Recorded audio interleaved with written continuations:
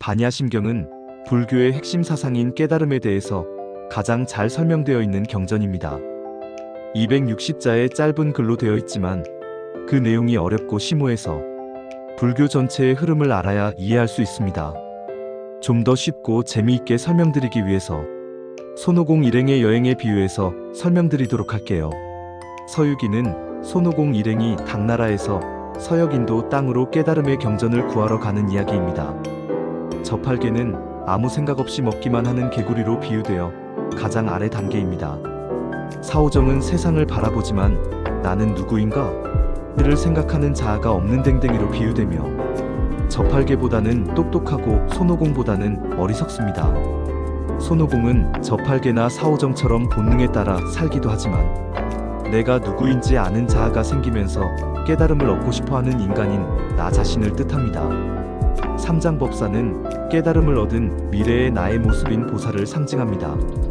개구리, 댕댕이, 나, 보살은 모두 다른 모습이 아니라 변해가는 나의 과거와 현재, 미래의 모습입니다.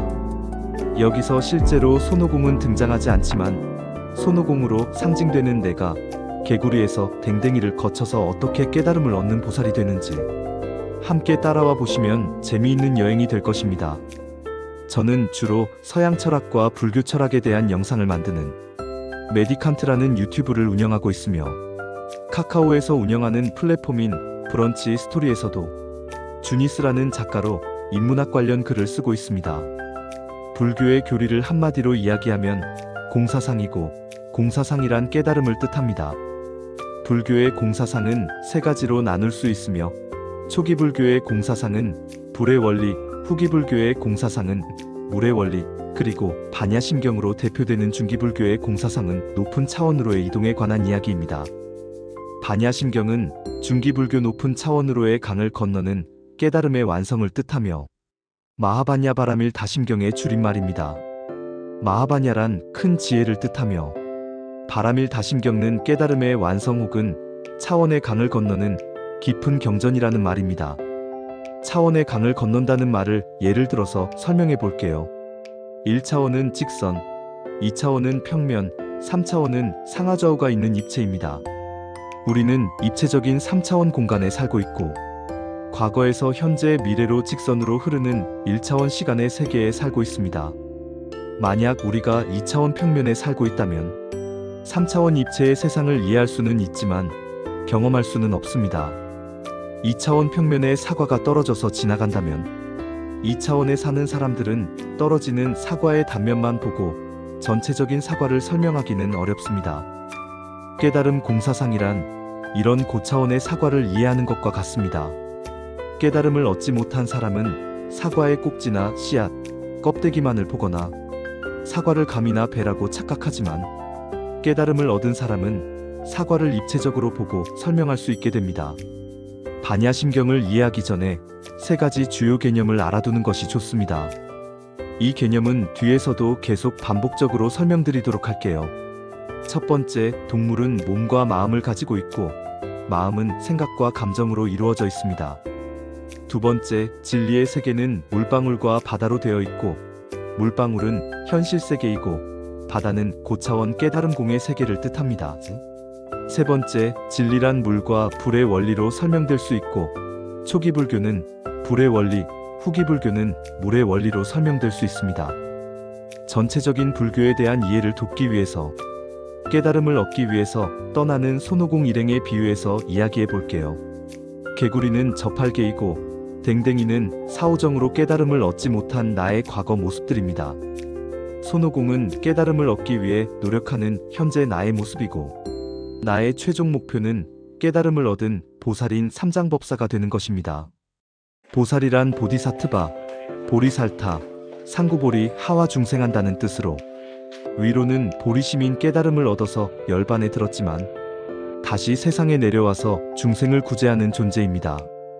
시놉시스는 손오공이 깨달음을 얻기 위해서 세 가지 무기인 생각, 감정, 오감 즉 마음과 몸을 이용해서 여행을 떠나는 내용입니다. 세 가지 무기란 몸과 마음을 뜻하고 마음은 생각과 감정으로 이루어져 있고 몸은 오감으로 이루어져 있습니다. 생각, 감정, 오감이란 머리, 가슴, 배이고 지혜, 사랑, 용기, 지덕체와 같습니다. 깨달음의 세계를 완전히 이해하면 로고스이고, 가슴이 뛰고 설레이는 마음이 생기면 파토스이고, 깨달음과 완전히 하나 되는 느낌이 나면 에토스입니다. 로고스 10%, 파토스 30%, 에토스 60%이므로 완전한 깨달음이란 진리를 이해하는 것을 넘어서서 감동을 받고 지혜와 행동이 하나 되는 지행합일의 경지를 뜻합니다. 먼저 등장인물에 대해서 살펴보겠습니다. 저팔계인 개구리는 알을 낳는 난생으로 마음이 몸 안에 갇혀 있습니다. 사오정인 댕댕이는 탯줄로 새끼와 연결되어 있고 젖을 먹이는 태생으로 마음이 몸 밖에 나오게 됩니다. 난생과 태생의 차이점은 난생은 본능적으로 알만 낳고 새끼에 대한 책임을 지지 않으므로 마음이 몸 안에 감추어져 있습니다. 태생은 탯줄로 새끼와 연결되므로 사랑의 감정이 생기고 희노 감정이 생기는 마음이 몸 밖으로 나와서 드러나게 됩니다. 하지만 아직까지 마음 안에서 생각과 감정을 분리시킬 수 있는 능력이 없으므로 본능대로만 행동합니다. 손오공인 나는 마음 안에서도 생각과 감정을 분리시킬 줄 아는 존재입니다. 생각이 감정이 흘러가는 것을 바라볼 수 있으므로 화라는 감정이 생기면 화가 났다가 사라지는 모습을 지켜볼 수 있습니다. 또한 댕댕이는 세상만 바라보고 나 스스로를 성찰할 수 없지만 나는 나 스스로를 바라볼 수 있는 메타인지가 있는 존재입니다. 지금 이 순간에도 3인칭 나의 시점에서 나를 관찰할 수 있고 과거를 반성하기도 하고 미래를 계획하기도 합니다. 보살은 바다 밖 현실 세계에서 나를 성찰할 뿐만 아니라 바다 안초월 세계에서도 생각과 감정이 분리되어서 나를 바라볼 수 있는 존재입니다. 바닷속 세상이란 뒤에도 나오지만 고차원 초월의 세계, 깨달음의 세계를 뜻합니다. 그림으로 다시 한번 설명드려 볼게요. 우리는 마음과 몸으로 이루어져 있고 마음은 생각과 감정, 몸은 오감으로 이루어져 있습니다. 개구리는 난생으로 몸 안에 마음인 생각과 감정이 갇혀 있습니다. 본능적으로 알을 낳기 때문에 새끼와의 사랑의 감정, 희노애락이 드러나지 않습니다. 마음은 있지만 몸 안에 숨겨져 있으므로 밖에서 보이지 않습니다. 댕댕이는 태생으로 탯줄로 새끼와 연결되어 있고 생후에도 젖으로 새끼를 키우므로 사랑의 감정, 희노애락의 감정이 몸 밖으로 나오게 됩니다. 마음인 생각과 감정이 밖으로 나왔지만 생각과 감정이 붙어 있으므로 자신의 감정을 생각이 성찰할 수 없습니다. 또한 생각이 감정과 따라다니므로 상대와 세상을 바라볼 수는 있지만 자신을 성찰할 수는 없습니다. 즉 나라는 개념, 나를 객관적으로 바라보는 메타인지, 기능, 자아가 아직 없습니다. 인간인 나는 마음이 몸 밖으로 나왔을 뿐만 아니라 마음 안에서도 생각이 감정과 분리되어 있습니다. 생각이 흘러가는 감정을 한 걸음 떨어져서 바라볼 수도 있고 상대와 세상을 바라볼 뿐만 아니라 나를 성찰하는 자아의 개념이 생깁니다. 하지만 자아가 생기면서 남보다 나를 위해서 살아야겠다는 욕망을 가지게 되고 그 욕망이 제대로 이루어지지 않으면 괴로움이 반복되게 됩니다. 깨달은 보살은 현실 세계인 바다 밖에서 뿐만 아니라 초월 세계인 바다 안에서도 생각이 머물면서 바다 안팎에서 나와 세상을 바라볼 줄 알게 되는 능력을 가지게 됩니다. 손오공인 나의 목표는 이렇게 삼장법사인 보살이 되는 것입니다. 바다 밖 현실 세계란 물방울들의 세상이고 물방울은 유한하며 나와 타인, 세상이 분리되어 있습니다. 바다 안은 공, 깨달음의 세계이고 고차원 초월의 세계입니다. 이 세계는 유한하지 않고 무한하며 나와 타인, 자연이 분리되지 않고 하나인 세계입니다. 초기 불교는 부처님의 말씀을 중심으로 한 사상이고 12연기, 사성제, 삼법인, 8정도로 요약할 수 있습니다. 초기 불교와 중기 후기 불교의 공사상은 확연하게 다릅니다. 중기 불교인 반야심경은 부처님의 말씀을 하나하나 다 부정하면서 새로운 깨달음, 공의 세계로 가자고 강조하는 경전입니다. 그 이유는 무엇이고 어떻게 하면 새로운 깨달음의 세계에 도달할 수 있을까요? 먼저 초기 불교 부처님의 말씀인 12연기법에 대해서 알아볼게요. 연기법이란 이것이 있으면 저것이 있다는 말로 모든 세상은 인연 따라 연결되어 있다는 뜻입니다. 불은 인연 따라 나타나지만 인연이 닿으면 흔적도 없이 사라지게 됩니다. 12연기에 의해 중생들은 끊임없이 윤회를 반복하게 되지만 부처님은 보리수 나무 아래에서 깨달음을 얻은 후 나는 이제 더 이상 윤회하지 않고 깨달음의 세상인 열반에 들었다라고 말씀하셨습니다. 어떻게 하면 우리도 윤회를 끊고 열반에 들 수 있을까요? 여기 손오공 일행인 개구리와 댕댕이 나와 보살이 길을 가다가 우연히 꽃을 발견하게 되었습니다.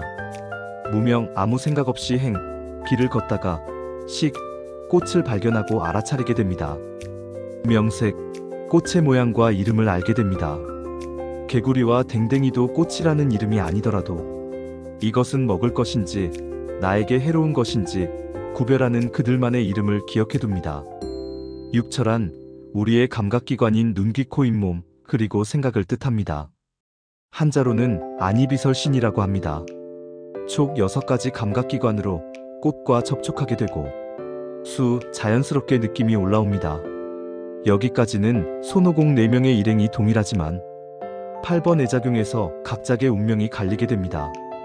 개구리와 댕댕이는 꽃을 보더라도 나라는 개념이 없으므로 그냥 지나치게 됩니다.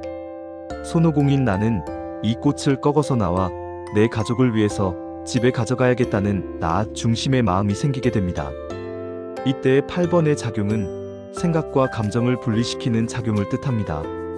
생각이 감정을 따라가는 애 작용은 바닷물을 마시는 것과 같아서 한번 일어나면 걷잡을 수 없어서 결국 꽃을 꺾게 되고 유욕심 많은 내가 또다시 윤회하게 되고 윤회하면 욕심을 충족시키지 못하는 생로병사하는 괴로움이 반복되게 됩니다. 나와 남, 세상이 하나라는 바다속 생각을 가진 보살은 남을 위해서 꽃을 꺾지 않아야겠다는 생각이 자연스럽게 일어나서 꽃을 꺾지 않게 되고 이 생각이 행위로 반복되면 마침내 윤회를 끊고 부처님처럼 열반에 들게 됩니다. 다음에는 반야심경을 이해하기 위해서 유식학에 대해서 간단하게 알아볼게요.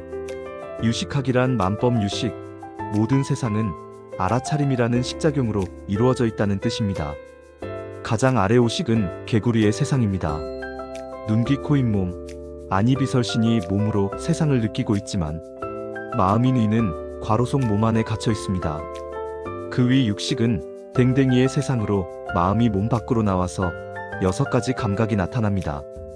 세상은 6근 육식 육경을 합친 18개로 이루어져 있습니다. 6근이란 안이비설신의 우리의 감각기관을 뜻하고 육경리한 색성향미 촉법 내가 바라보는 대상을 뜻합니다. 육식이란 안식, 이식, 의식처럼 내가 세상을 알아차리는 과정을 뜻합니다. 댕댕이는 육식을 다 갖추고 있지만 나를 바라보는 7번째 의식인 칠식 기능이 없습니다. 손오공인 인간은 나를 바라볼 수 있어서 좋은 점도 있지만 나쁜 점도 있습니다. 끊임없이 나를 위해서 살아가지만 그 욕망은 완전히 채워지지 않아서 괴롭게 됩니다. 손오공의 목표는 보살인 삼장법사가 되는 것입니다. 삼장법사는 유한하지 않고 무한하며 나와 세계가 분리되지 않고 모두가 하나인 바다속 세상을 알기 때문에 괴롭지가 않습니다. 팔식은 바다속 세상을 뜻하고 구식은 마음이 몸을 만들어낸다는 뜻이고 십식은 몸과 마음이 하나라는 뜻입니다. 손오공인 나는 어떻게 칠식을 넘어서서 팔식, 구식, 십식 깨달음의 세계로 갈 수 있을까요? 반야심경의 목표는 3가지로 왜 어떻게 살아야 하는가 하는 해답도 주지만 최종 목표인 어떻게 살아야 행복하게 살아야 할지 방법을 가르쳐 줍니다. 어떻게 살면 능동적으로 행복을 창조하면서 살 수 있을지 반야심경 공부를 통해서 스스로 그 깨달음의 답을 한번 찾아보시기 바랍니다. 반야심경의 최종 목표인 행복을 능동적으로 창조하기 위해서는 현실 세계인 바다 밖 물방울의 세계에서 벗어나서 깨달음인 바닷속 세계를 잘 알아야 합니다.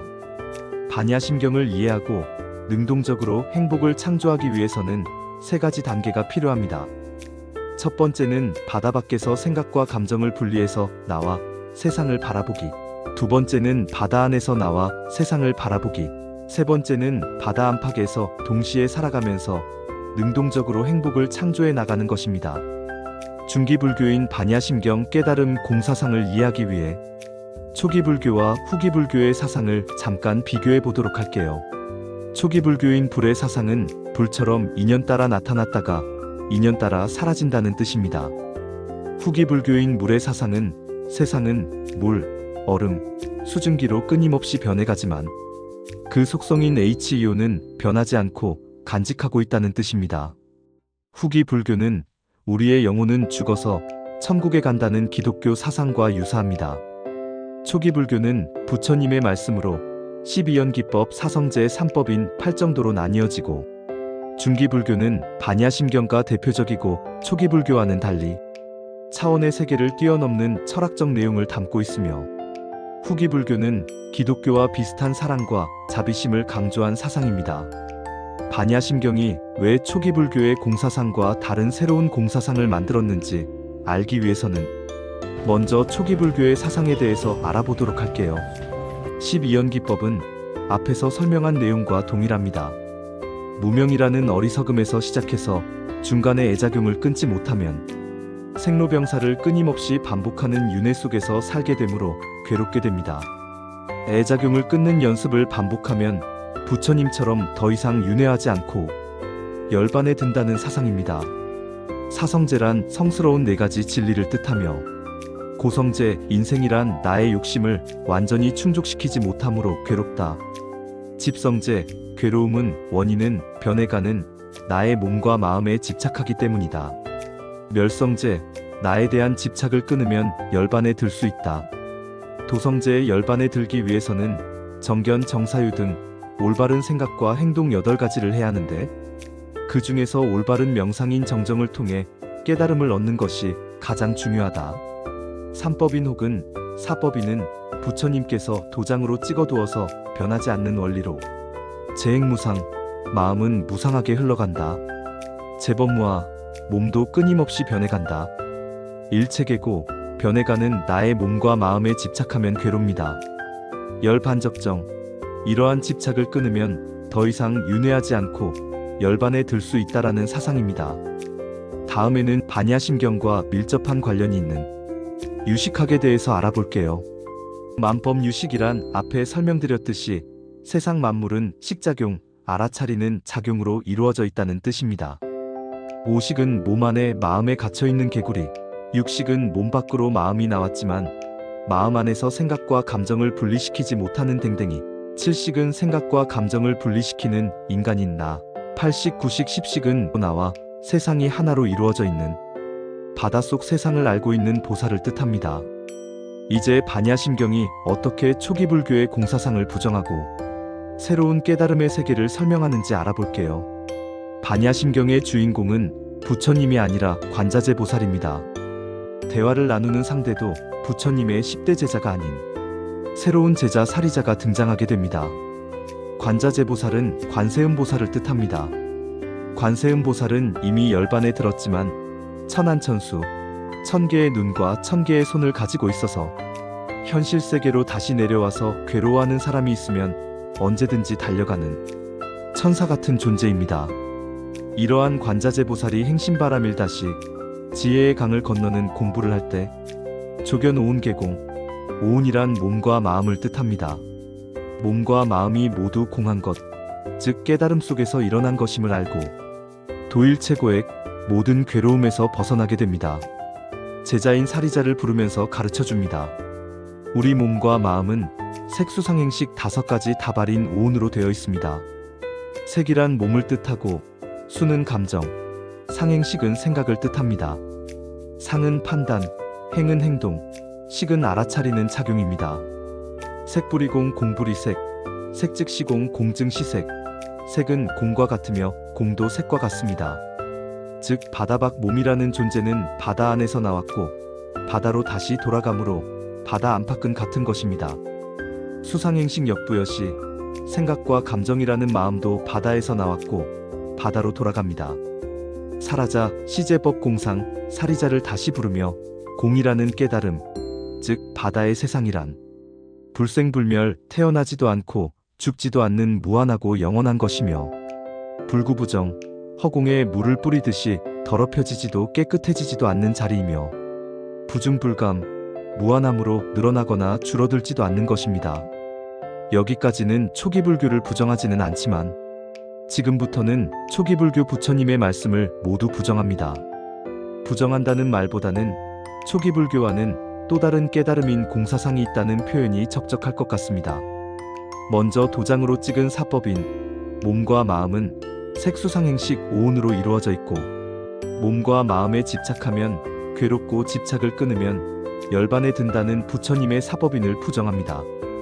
이제 반야심경이 어떻게 초기 불교의 공사상을 부정하고 새로운 깨달음의 세계를 설명하는지 알아볼게요. 시고 그러므로 공중무색 무수상행식, 공이라는 깨달음의 세상에는 몸과 마음인 색수상행식 오온은 존재하지 않으며, 다음은 유식하게 6근 6경 6식 합쳐서 세상의 기본인 18개를 날려버립니다. 무한 이비설신에 눈, 귀, 코, 입, 몸, 의식이라는 6근도 없으며, 무색성 향미 촉법, 색깔, 소리, 향기, 맛, 감촉법이라는 6경도 없으며, 무한계 내지 무의식계, 알아차린다는 육식도 없습니다. 다음에는 무명에서 시작해서 생로병사로 끝나는 12연기법을 날려버립니다. 무무명 영무무명진, 12연기에 처음인 무명이란 것도 없고 무명이 다한다는 것도 없고, 무노사 영무노사진, 12연기에 마지막인 노사라는 것도 없고 노사가 다하는 것도 없고, 다음에는 고진멸도라는 성스러운 4가지 진리 사성제와 팔정도를 날려버립니다. 무고진멸도, 고진멸도라는 것도 없고, 무지영무득, 팔정도를 통해서 올바른 지혜로 열반을 얻는다는 것도 없습니다. 이무소 듣고 이렇게 팔정도로 아무것도 얻을 게 없기 때문에 보리살타 위로는 깨달음을 얻고 아래로는 중생을 구제하려는 보리살타 보살은 의반야바라 말다고 지혜와 차원의 강을 건너는 방법에 의지하므로 신무가에 마음에 걸림이 없고 무가에고 걸림이 없으므로 무유공포 두려움이 없어지고 원리전도 몽상 뒤바뀐 생각에서 멀리 벗어나서, 뒤바뀐 생각이란 바다밖 현실만이 전부이고 바닷속 깨달음 고차원의 세계는 없다는 착각을 뜻하며, 구경열반 2차원의 강을 건너면 마침내 완전한 열반에 들게 됩니다. 3세제불, 이미 열반에 들었다고 선언한 과거, 현재, 미래의 부처님을 다시 소환합니다. 의반야바라밀다, 모든 부처님도 2차원의 강을 건너는 것에 의존하므로 고득 안육따라 삼막삼보리, 최상의 깨달음인 안육따라 삼막삼보리를 얻게 됩니다. 고지 그러므로 반야바라밀다, 지혜의 강을 건너는 주문은 시대신주 시대명주, 가장 신비하고 밝은 주문이며, 시무상주 시무등등주, 위아래가 없이 높고 무엇과도 견줄 수 없는 주문이니 능제일체고 온갖 괴로움을 능히 없애고 진실불어 진실하여 허망하지 않음을 알아야 합니다. 고설 그러므로 반야바라말다의 주문은 즉설주알 다음과 같습니다. 아제아제 바라아제 가자 가자, 차원의 강을 건너서 가자. 바라승아제 모두 함께 건너가자. 모지사바, 이렇게 해서 무한한 깨달음을 얻도록 하자. 이상 손오공과 함께 떠나는 반야심경 여행이었습니다. 초기 불교 부처님의 공사상이란 무엇이고 이것을 뛰어넘는 반야심경의 공사상은 무엇인지 깨달음 차원의 세계를 이해하는 데 도움이 되었기를 바랍니다.